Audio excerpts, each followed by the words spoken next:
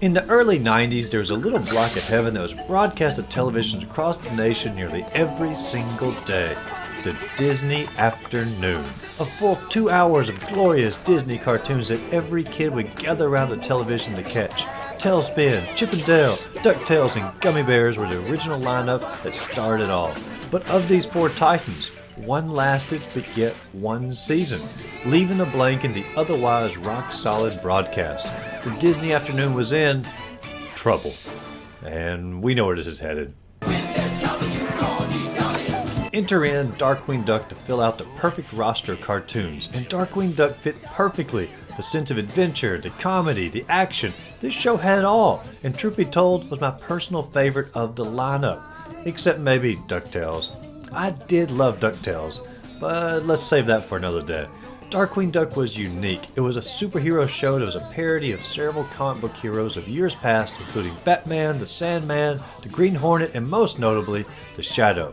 I mean, looking nearly identical with the cape, the hat, the repositioned mask, and if that wasn't enough, Darkwing Duck's alias was Drake Mallard, and the Shadow's alias was Kent Allard. I mean, he was basically Shadow Duck. A lot of people thought that Darkwing Duck was Disney's attempt to cash in on the massive success of Batman the Animated Series. However, Darkwing Duck aired more than a year before Batman, and well established by the time the animated series even came along. Darkwing Duck was in a league of its own when it came to old school comic book superhero shows. There's a mouthful, and the cartoon was a massive success. And we all know what Disney did for shows that were massive successes. Sign a deal with Capcom and put out some of the best games on the NES. Capcom knew how to bring the Disney cartoons to the gaming realm pretty much with perfection.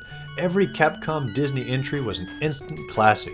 These weren't just great Disney games, these were just great games in general.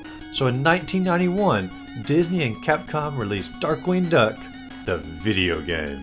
Now, the development of Darkwing Duck on the NES was a whirlwind. The show of Darkwing Duck premiered in March of 1991 as a test run and was officially launched in the fall of 1991 as part of the Disney Afternoon. Then the game of Darkwing Duck came out in June of 1992. This means the game was likely developed in under a year after the cartoon began to show promise. This is a very fast turnaround for a game to be developed and released. Capcom was under pressure to get the game out quick, and they turned to one of their most popular franchises to help them, Mega Man. Capcom was working on Mega Man 5 at the time, and they just simply took the engine from Mega Man 5, made a few tweaks, and used the same engine to develop Darkwing Duck. And when you play Darkwing Duck, this is blatantly obvious. The level format, the bullets for your gun, the power-ups, graphics, the platforming elements, they're all basically Mega Man. However, this isn't really a bad thing. The Mega Man NES games were all super solid, and honestly, by using the Mega Man engine, it allowed Capcom to create probably the best imaginable Darkwing Duck game. But even though it feels similar to Mega Man, Capcom did plenty of tweaks to the engine to make it feel like its own game. The game starts out with a pretty standard story. A crime wave is sweeping the city and Darkwing Duck is called in to investigate and stop it. You then get to choose between 3 levels to accomplish this mission, with 4 more levels to unlock later as you progress. This choose your own level is a modified version of the Mega Man Stage Select, with a fresh overworld map. You'd never think it. Now when you load up the level, you do get to take control of Darkwing Duck, and yes, you will immediately notice that he shoots his gun and jumps just like Mega Man. However, they've added a few new moves to separate the two games. First off, Darkwing can hang from most ledges in the game, adding a very unique twist and strategy to the traditional platforming style. This hang mechanic is also used to solve puzzles, take alternate paths, and defeat enemies throughout the game. As you progress, you will notice that the enemies you take on are either straight from the show, or they're created for this game with the exact same charm and animation that the show had, like this turtle or the squirrel. Not from the show, however, I could see them fitting right in. Or this duck that turns into the Terminator. He wasn't in the show either, but the series being a parody of a comic book itself, having a parody of a popular movie at the time, it fits perfectly. There is one enemy though that for some weird reason always creeped me out as a kid, and that's this mouse in a robot suit. I can't explain why, but it still gives me the creep even when I play the game today. As you fight through the level, you will find different weapons and power-ups to use, like the lightning or a shock that travels along the ground. However, the best weapon in the game is the arrow, and you can use this to create platforms on the wall to reach new items, and it's also the most powerful weapon against the bosses. So basically ignore all the other bonus weapons and just use this one. But do watch out because ammo does run out pretty quickly on the bonus weapons, and you need to get gas cans to refill it. The levels themselves are very unique and have excellent graphics for the NES. My favorite was always the jungle, probably because it reminded me so much of Woodman's stage in Mega Man 2, and it had owls. But each level has its own personality and plenty of platforming obstacles along the way. At the close of each level you will fight a boss, which are all, except for one, straight from the TV show, such as Bushroot, Megavolt, the Liquidator, Quackerjack, and a few others. And these boss fights are another way that the game has gone beyond the Mega Man formula. Each boss fight isn't just the boss attacking you, there are obstacles and puzzles to figure out within the fight itself. For example, in Malarty's fight you have to destroy flamethrowers to get him to come and repair them. While he is repairing them, it's your time to attack. But once it's repaired, he then continues to attack you while you attempt to destroy another flamethrower. It comes down to having to balance multiple tasks at the same time while fighting the enemy, and this leads to more interesting boss fights than most of the Mega Man games.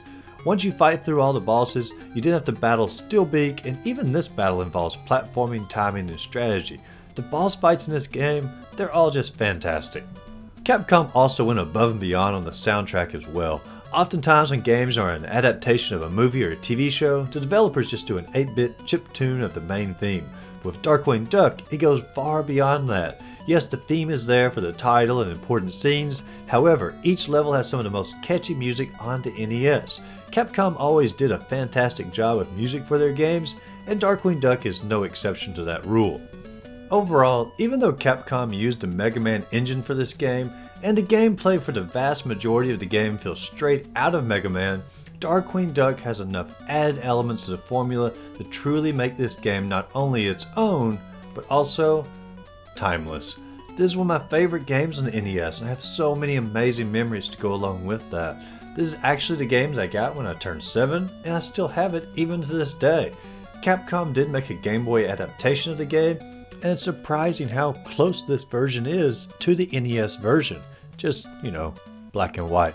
In 2018, the developer behind Sonic Mania, Headcanon, tried to get the rights to make a sequel to this game, but it was sadly shot down. You can see video footage of it online and even download a demo of it too. It looks amazing, but sadly the game will probably never get made.